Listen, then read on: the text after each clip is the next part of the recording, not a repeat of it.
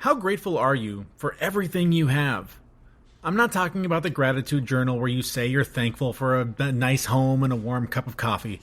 I mean truly, feel it in your bones grateful.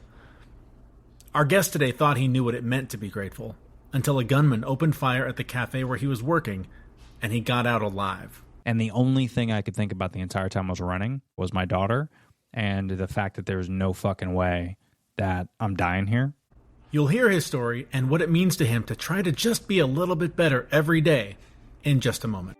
But first, this is the Fit Mess, where together we learn to develop habits that help us live beyond our mental health struggles to create happier, healthier lives. He's Zach. He lives in the future with his anxiety. He's Jeremy, and he lives in the past with his depression. And we get together once a week in the present to share the obstacles we face and how we overcome them. Thank you so much for being there. It really means a lot that you decided to spend some time with us. Zach is off today, so I've brought in a special guest to help me talk about something that I still struggle with after a lot of years of practice, and it's gratitude. Not only gratitude, but what it really means to try to be a little bit better every day, what that actually looks like in practice. I know sometimes my little gratitude practice can feel hollow. The things I'll be writing in my journal just feel like I'm sort of going through the motions, but that can be important, and we're going to talk about why. And I think the same is true for our guest, or it was until recently. We're joined today by Tony Berardo. He's the host of the Humanity and Hashtags podcast. Like us, he's a guy that's just trying to do a little bit better every day than he did the day before. He also seems to have struggles with a gratitude practice, or he did until just the other day when a gunman opened fire at the cafe where he was working. Living through something like that, or any real rock-bottom moment, can really shift your perspective on life and how lucky you really are not only to be alive, but to have all of the luxuries that you probably have and take for granted. I only recently connected with Tony, and so in order to get to know him a little better, I actually borrowed a question from another podcast that I was on recently. Basically, you're a podcaster, you're a content creator, entrepreneur, dad, all these things. Take all the labels away. Tell us who you are. Ooh, that is a good question. Isn't it? Totally stealing it. It's so good. Yeah, that's great. Take all my labels away. My answer probably would have been different a couple years ago, but I think I'm just a person that's trying to be better every day. That's like if I had to sum up on a daily, like what I need to do, that's what it is I've worked really hard the last couple of years to just try to be better every single day at something. So you take away my labels, that's what I am. I'm just an organism trying to figure this thing out and just be better every single day. What does that look like for you? What does it mean to be better today than yesterday? So for me, it's pointing out all the things I messed up on. So whether that's, I'll give you an example. So today I freaked out on my dog, not like physically, but I caught myself to where I got, because I'm on like 2 hours of sleep. Yeah, it was just a rough all night. The things. It's exhausting. Yeah. Drains you. It's rough. So with the dog, they don't know the difference, right? And normally I can like identify and control it, but like I haven't been able to work out as much, and I haven't been able to do my ice plunge. I usually do it every single morning. But, you wake up, you're on 2 hours of sleep. The last thing you want to do is work out or hop in like a sauna, right? And, there's all these things that pile up in the morning, like my wife's getting ready for work. I got to feed the baby. She's pumping. Like there's this whole, how it is. So I realized today, like my dog, his name's Oliver, he came up to me and he just wanted attention. And I freaked out. Like I looked at him like he was crazy. And I said, dude, can you just... And I caught myself and I was like, he doesn't know. Yeah. He has no clue. Yeah. And, I'm 38 years old and I'm freaking out at a dog. Yeah. Like I got things to improve on. Right. So that was one thing. So I took a step back and I was like, okay, I'm going to go outside. I usually do my grounding in the morning. I skipped it today, but I went outside. I took him for a walk and it was a longer walk than normal and just spent time with him and just kind of decompressed. I normally do my AirPods, listen to a podcast. I didn't do any of that. I just, let the wind hit my ears and just kind of got out of my head a little bit. And that's something I do a lot. I mean, probably more often than not, that's a big weakness of mine is I get very, especially if I don't work out, you probably know. If you don't work out for like a couple of days, you're just a mean, different human. Oh yeah. It's like that, right? Like that's, and I haven't worked out in a couple of days and I haven't done my routine. So that's frustrating. So identifying my weaknesses, what I can work on every day. And if I can't physically, it's not tangible, like I can't do it that day, like I give you that example, then I would write it down at the end of the day. So right after work at 5 p.m., I write everything down. You can't see it, but I have a whiteboard behind me and everything I have to do tomorrow and everything that I fucked up on today, I write that down and then hopefully I can improve tomorrow on it. So if it's a routine or if it's something work related, hopefully I can improve tomorrow. If not, I'll try to improve this week and then every Monday I refresh it. So that's just like little things I do to try to be a better human. And usually what I found was, I'm giving examples of like some work and some personal life, but no matter what your example is, typically that oozes over into your relationships.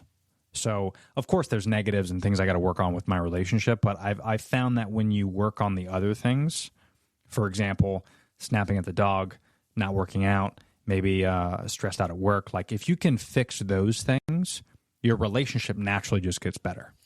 And that's, instead of like, because it is hard to stomach, I need to be a better husband, I need to be better at the, typically that's not the case. Typically it's everything else in your life that's fucked up and it's affecting your relationship. Because most humans, when you fall in love and get married and blah, blah, blah, blah, blah, like you love each other.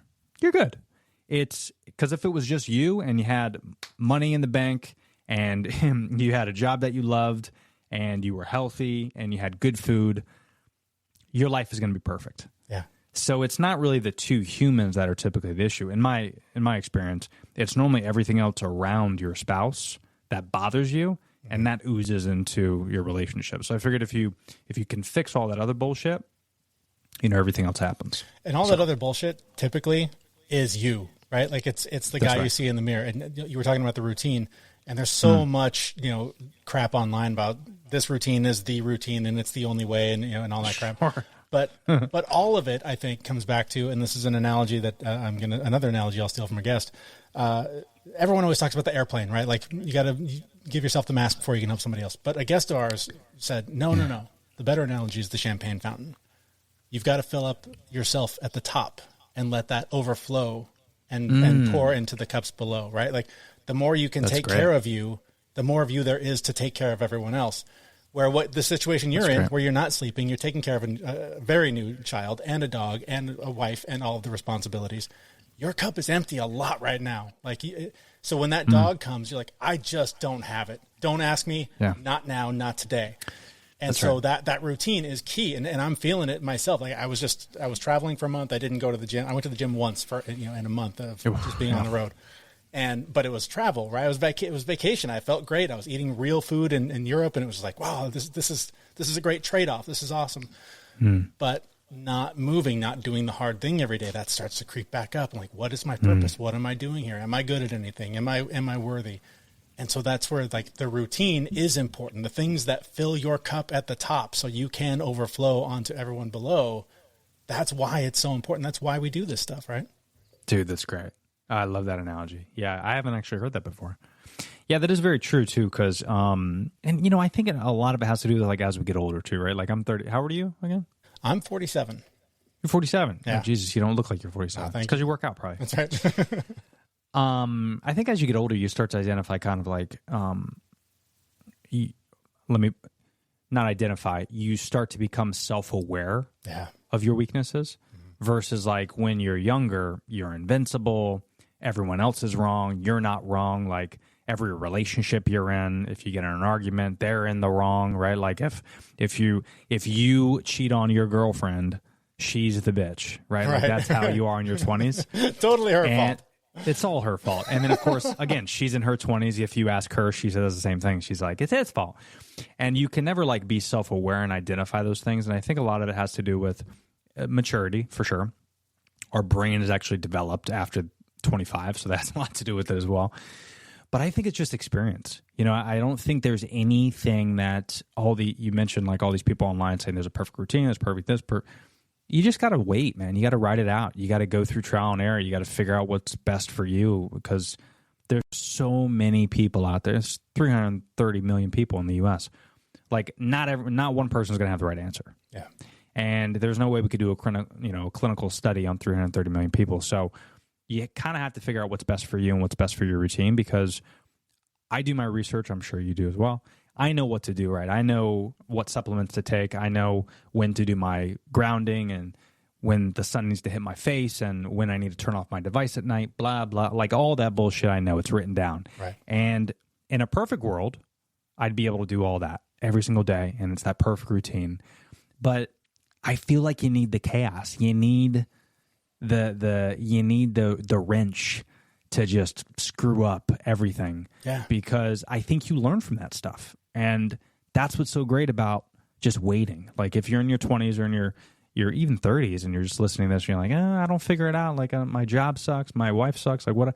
Like just wait. Just take your time. Do the right things and just wait. Because like when you're never going to have it figured out, but I can guarantee you as you get older, especially in your 40s, you're going to get closer to figuring it out.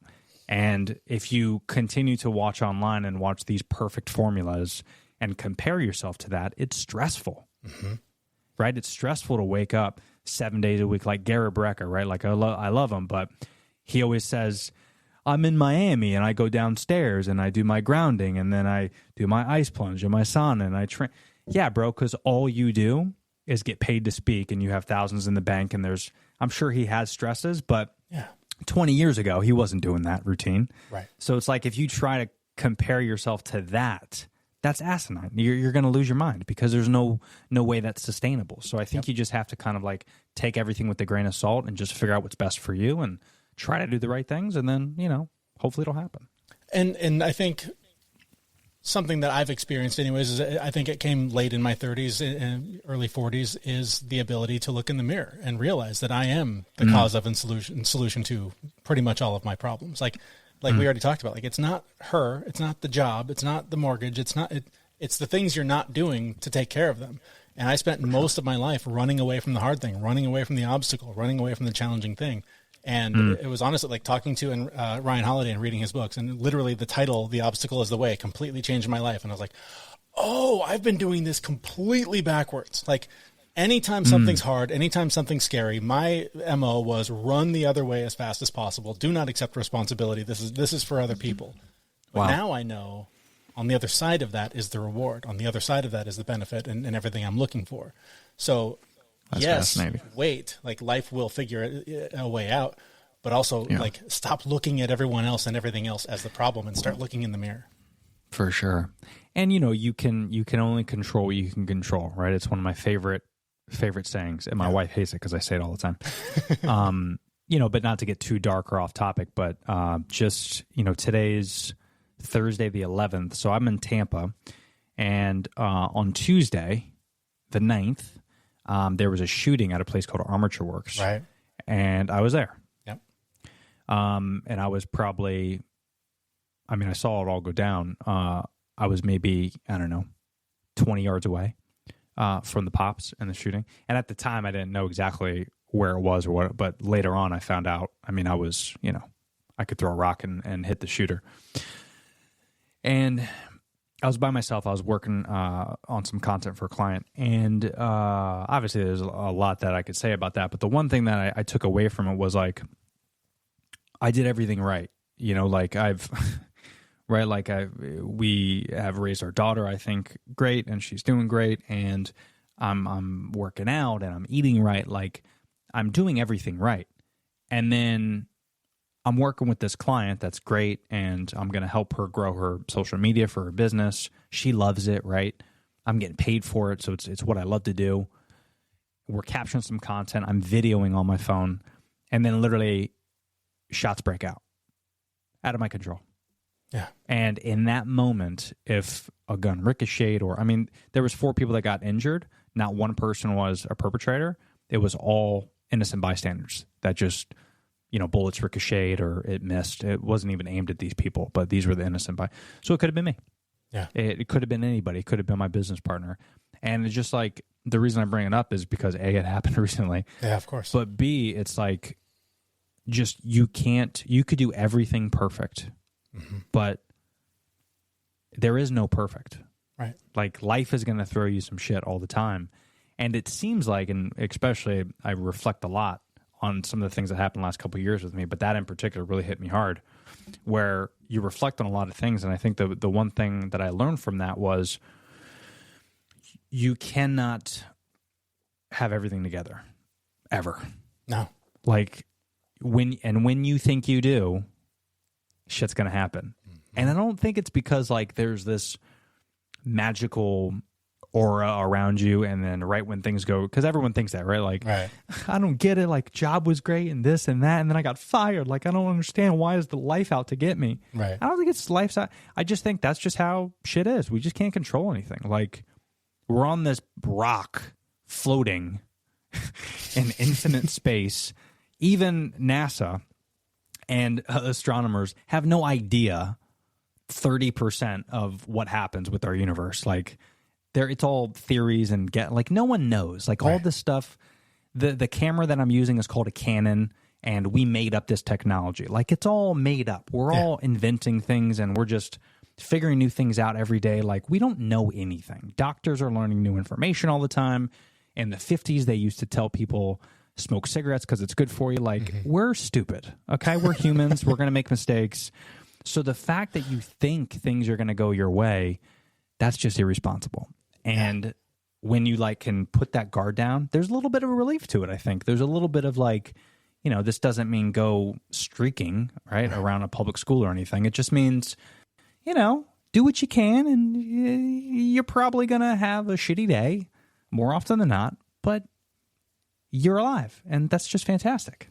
Like, it's just, it's just a different way of looking at things that just this week I've kind of thought about a little bit more. I'm sure there's a guy that I worked with for a while that he always used to say that, the trick with life is we're white knuckled on the steering wheel all the time, trying to control it, trying to drive it the way we want it to. And the more we let go of the steering wheel, the more hands open up to receive. And I just always thought that was such a beautiful analogy to just be like, we're just clenched. Like, why don't I have, why can't I just, if I could only, and then in a situation like you had, where you're like, it could all be gone because I just went to the wrong coffee shop today. I had a somewhat similar experience, not nearly as on the scene, but I was literally in the parking lot of a place where there was a shooting hours later the same day, about a year ago. And man, there's just something about those moments where it's the bus that was a little too close on the sidewalk, the shooter that you just happened to miss, or who had just happened to miss you. Those are the wake up moments where you realize all this stuff that we worry about, all this stuff that gets us down, that grinds us, it's all bullshit. None of it matters. Yeah. Oh, that's so true. Yeah, and it's it's I think it's called the burnt toast theory. Have you heard of this? The name of it's familiar, but I forget what the context is. I'm definitely paraphrasing, so hopefully listeners won't hold me to this, but it has something to do with when you burn your toast for breakfast and you're on your way to work.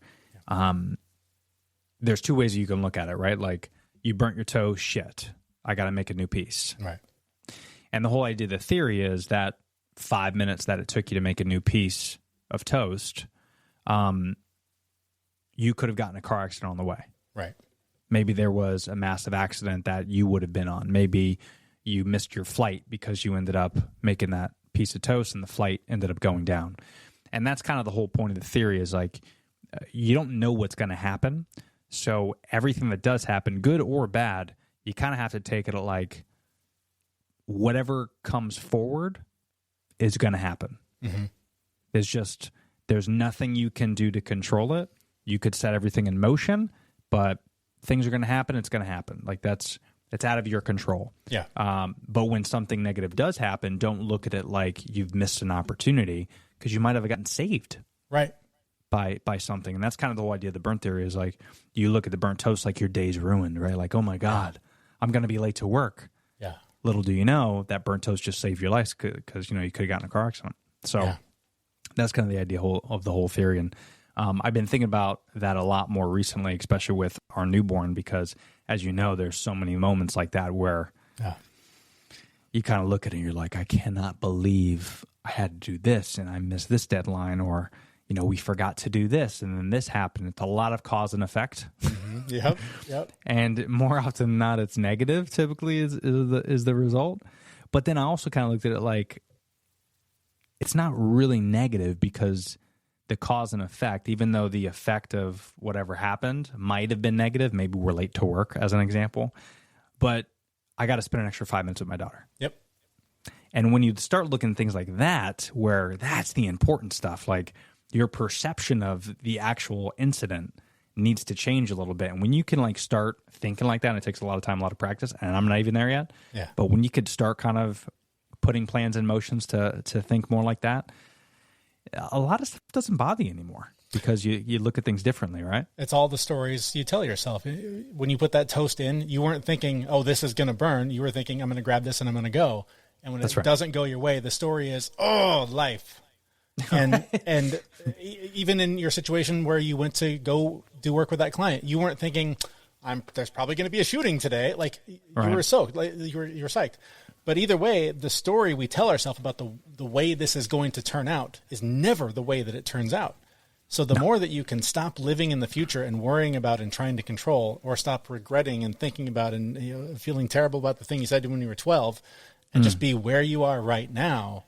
Yeah, there's a lot of peace right here. Kind of no matter how bad it gets. I would argue maybe in that coffee shop last Tuesday, probably not a lot of peace. Right. However, the guru in me, like the Zen Buddhist in me, would want to be able to say, in that moment, I was thinking, I'm not shot right now. I'm okay. I'm not shot right now. I'm okay. Because you were okay, even though it was an incredibly dangerous situation. Yeah. Yeah, and it's weird being in that situation because I mean, as I was running and, the people I was with, we tried to do what we could to stay together, but it's so hectic, you don't necessarily worry about everyone else. And, we kept yelling out active shooter, and you had to go inside and cut through this corridor to go to the parking lot that we were in. So, like, inside, you don't know if there's, we didn't know if there was, 5 shooters surrounding the place. We didn't know. So we're, as you're going in, you're kind of creeping and you're doing these things. And when I tell you, bro, I've been working out for a long time, and I've done some hardcore marathons and some Spartan races, and I've worked out. I've done kettlebell. I do hardcore fitness training. Yeah. My heart hurt when it was beating, and I've never felt that before. I'm 30 years old. It was to the point where even all driving home, it was like this pain that I was like I thought something was wrong with my heart, but it was pumping so fast, like it never has. The adrenaline's going through you. And the only thing I could think about the entire time I was running, faster than anybody, I will say, at Armature Works. I did a video about this on Instagram. People made fun of me, but I'll stand by it. I'll even put it on your podcast to where I'll say there was people that if I wasn't vigilant, I would have held us back from leaving certain places because they were out of shape, or just incompetent. Like they just wanted to take a photo or do something stupid. Because, you don't know what it is, right? Yeah, you don't know if a couple pops could be dishes breaking or something. You don't know. Right. So, but I knew because I've guns. So I'm aware that it wasn't an AR, but it was definitely a pistol, and it was 2 of them because the exchange was noticeable. Right. So I bolted, and a lot of people just in the comments are lighting me up saying, well, I can't believe you did that. What if it was nothing? Okay, then what's the worst that happens? Everyone goes to their car. Right. But if you don't react like that, and it was something, now you got 15 people on the ground. Yeah. Shot. So it's it's better to be over prepared with that type of stuff. And the only time I was running when I was sprinting and I was getting out of that was all I could think about was my daughter and the fact that there's no fucking way that I'm dying here. So I've never ran that fast in my life. Yeah. After I checked in with my coworker to make sure they had a place to go. Yeah. But yeah, it's just you're right. You can't really control those things, and then there is some gratefulness. But I think you kind of have to. I thought I was grateful, on a daily basis. You wake up and you always tell yourself, "I'm so happy I have my kids and my job." And right. But we kind of pretend to do this thing. I think a lot of us for. Maybe we want our friends and family and people on social media to think that we're good people. So we, exude gratitude in a way that we feel is authentic. I don't know about everyone else, but not me. I was grateful, but I was grateful, behind the scenes. Of course I am grateful, but behind the scenes, I'm there's little hidden things where I'm like, ugh, I can't believe this, and I can't. And there was kind of some negative devil talking. Yeah. And I don't think a lot of people like to admit that. After that instant, though, I could tell you no question, there is not an ounce of me that is not grateful for life. Because I think when you have any type of situation, whether it's that or health issue, there's a switch. Yeah. And that's gratefulness. Yeah. So if you can get there without having without the near-death experience, that's ideal. Then that's the key. And you hear like Gary Vee and all these gurus talk about it, and you're like, oh yeah, I do that. Yeah. No, it's for most of us, it's going through the motions. It's lifting the dumbbell, right? Like, I'm not passionate about lifting this dumbbell, but it's going to build that muscle so that eventually one day I'll be able to go, oh, I am strong enough. I am grateful enough for this moment. But yeah, when I'm looking at that piece of paper every day and going like, I don't know, I guess coffee again. I'm grateful for the coffee. That'll do. Check the box. I did my gratitude practice. It's very much just doing it for the sake of the practice and the routine and trying to get better at it. Yeah. And, I don't think there's anything necessarily wrong with that. No. Again, going back to self-awareness, if you can identify it and realize there's other things that you should be grateful for more. And I think putting things in different boxes too. Like, am I grateful for a job? Sure. Yeah. But I think gratitude needs to be like, I woke up today. Yeah. Other people didn't. Yeah. A lot of people I got food on. And more, actually, more people realistically probably have less food than you do in the world. Yeah. Even in the U.S. I mean, there's, people on food stamps, they're not eating like you are. So, like, you need to be grateful if you go to a restaurant and spend $100. Yeah. Like, that's gratefulness. Yeah. So I think, like, just looking at it like that to where we get so comfortable with the new iPhone and, all the cool shit that's out there, and the fact that you can just take a really dope picture from your phone and you can listen to music on Spotify through your car with a click of a button. Like, we get so comfortable and so quickly too, right? Like, oh yeah. I mean, you're in your 40s. Mm-hmm. I remember, like, I don't even know. I feel like it's been going on for only 10 years, and we have this AI fucking. We're going to Mars by 2025. It's like, right. What? Yeah. Like, I remember it felt like the other day that I was chewing on bubblegum cigarettes and I had a beeper. Yeah, and internet, what's that? What's this new email thing? Like, trust me, I was on the other side of this whole switch. Oh, and bro. And by the way, like, I was having this conversation with a buddy of mine too, and he said he was struggling with patience, and he was my age. And I go, patience? I go, bro, do you remember Napster? Right. And LimeWire? Patience? How about cassettes? How about waiting for the cassette to come out at the store, to drive to the store? If your mom would drive you to the store to buy the cassette. Come on, are you kidding me? It's like, dude, patience, motherfucker. You just don't do it. Right. Like, what do you mean patient? It's only because in the past 10, 20 years, we've gotten so spoiled. Yeah. Where, like, I even catch myself occasionally, too. Like, have you ever, like, been on your phone and then, like, Instagram doesn't load? It takes a couple seconds. Right. And you're like, what the fuck? Is Instagram down? Right. Dude, it's been 5 seconds. Relax. It has to communicate to a satellite outside of our fucking outside of Earth, and then come back down to Silicon Valley, and then it goes to your relax. We're so spoiled. If the food isn't at my door in 10 minutes that I pushed a button to get, that I use a credit card to pay for, we are so spoiled, and it makes us softer for it. That's so funny. Yeah, that's another thing too, the food and everything. And I think that's why, like, if you're involved in some sort of physical activity, whether it's fitness or running or, whatever it is, or even doing like plunging or saunas, like contrast therapy, if you do something like that, it really does humble you. Oh yeah. And I think that's why, to your point earlier, when you don't work out and you're gone for a month on vacation, you feel like a piece of shit because, it's not necessarily, a lot of it is out of the routine, but it's so important to your health to do these types of things. It's in our nature. Like, we're primates. We're supposed to fucking throw things around and, lift up women above our heads so we can cross a lake. Yeah. Like, we're supposed to be able to do this type of stuff. So when you can't do that, your body's like, okay, power down. Yeah. Like it just shuts down. So and every time you do successfully do a hard thing that is safe, like getting in the cold water or going to the gym and lifting something heavy, you take that to the time when it is hard, like life really is hard, and you can mentally go back to, oh, well, if I can do that, this is nothing. And that's the whole point. That's why we do it. Yeah. I mean, it's literally the hardest thing you're going to do. Yeah. In the morning. That's why I always try to do in the morning. Yeah. I hop in freaking 55 degrees for at least 5 minutes, and I just I power through and I do my breath work, and the sun's hitting me, and oh man, it's just, you get out, you do your grounding, you touch the earth, you get dirty. Yeah. And even if it's rainy, it doesn't matter. Like I just get out and I do it, and then, this is 9 a.m. I'm done with everything. Yep. And the rest of the day is smooth sailing.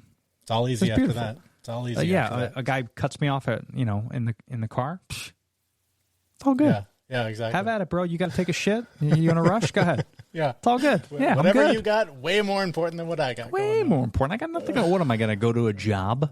Who cares? Right. Like it's all good, man. Yeah. So it's. Yeah, I think people do need to get involved in it, which is exciting that, you have this podcast where it's all about fitness and I listened to the one where you're talking about Italy and going overseas, and that's fascinating too. Were you only in Italy for the month? I spent a week in Barcelona, but the rest of the about 12 days or so was in Italy. Nice. Which parts? Northern Italy. We were in. We spent some time at Lake Como, and then a little bit of time in Milan, and then down to Reggio Calabria, and then over to Rome. Nice, beautiful. Yeah, it was amazing. Yeah. And man, I heard you talking about this on your show with one of your guests about just the food difference, right? Like, to be in a place where there is literally government regulation and law enforcement that makes sure that the food is of the highest quality, where here the enforcement is it better be the highest profit possible, right? Like you can feel the difference when they're like all the rules were out the window, no supplements, not really walking a ton, but like not working out, not really paying attention to any sort of macros or calories or anything. Just eating whatever we wanted, whenever we wanted. And I felt awesome. And you probably didn't gain any weight. Gained no weight, like felt totally fine. And then I come home and try to simulate it, but like the store-bought bread versus like the baked fresh in the bakery that day bread, like all the differences.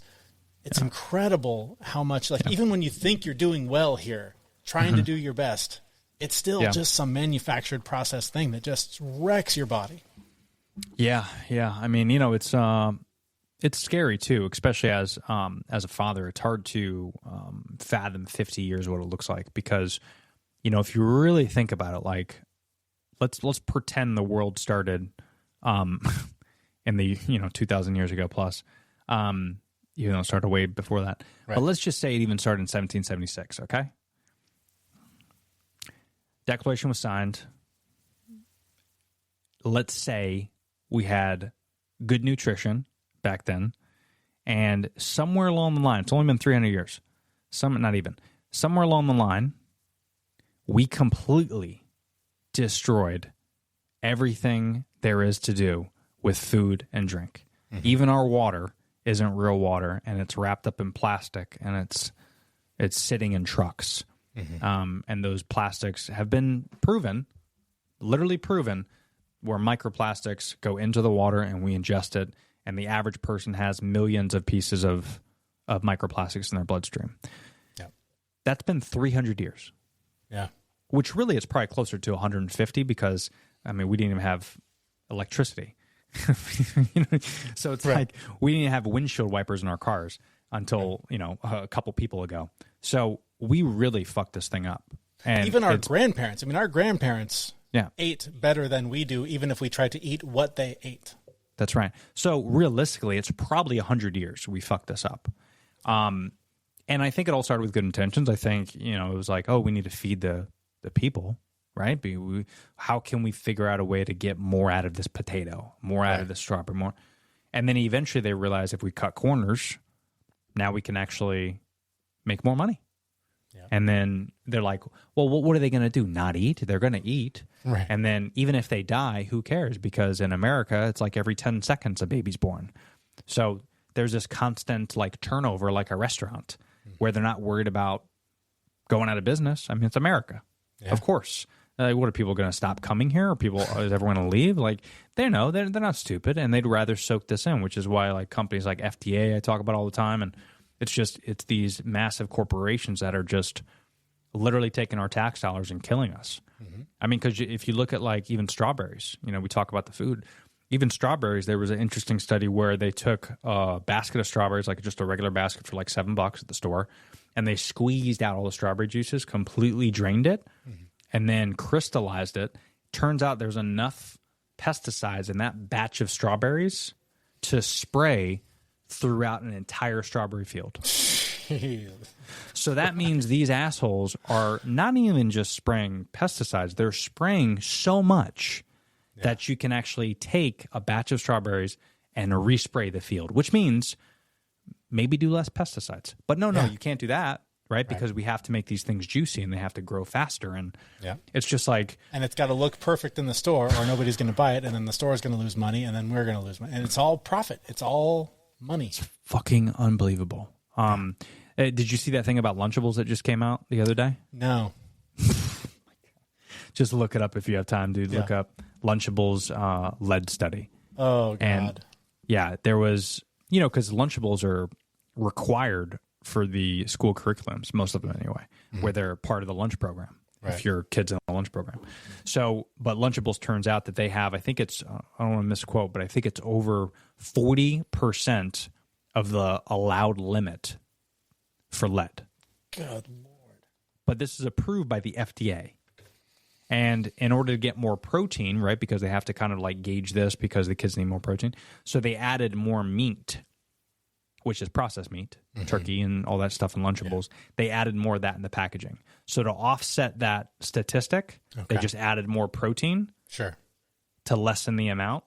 But really, you're just adding process. It's not like it's real chicken. You're just adding processed bullshit. So now these kids are ingesting all this process. And then we look at like, okay, so all this food that came out, and then you look at like the spike in, autism, disease, cancer, and all these poor kids, even in our generation. I mean, this is really when it started. You add that plus the fact that social media, came about.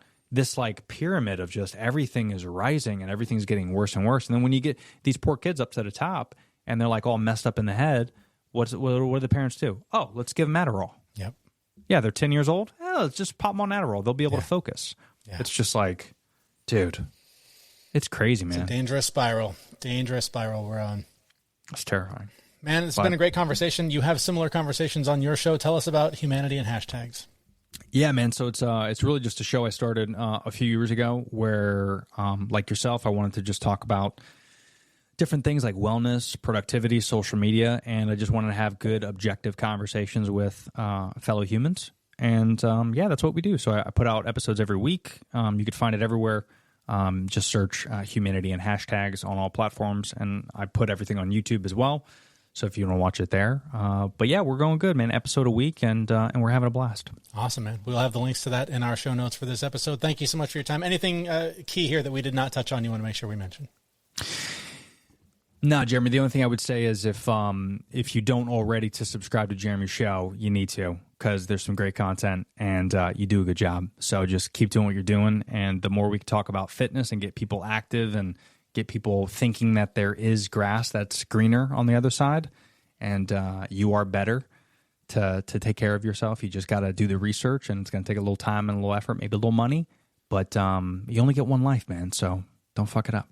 All right, my thanks to Tony Berardo. He's the host of the Humanity and Hashtags podcast. You can find the link to that show and to him in the show notes for this episode at thefitmess.com.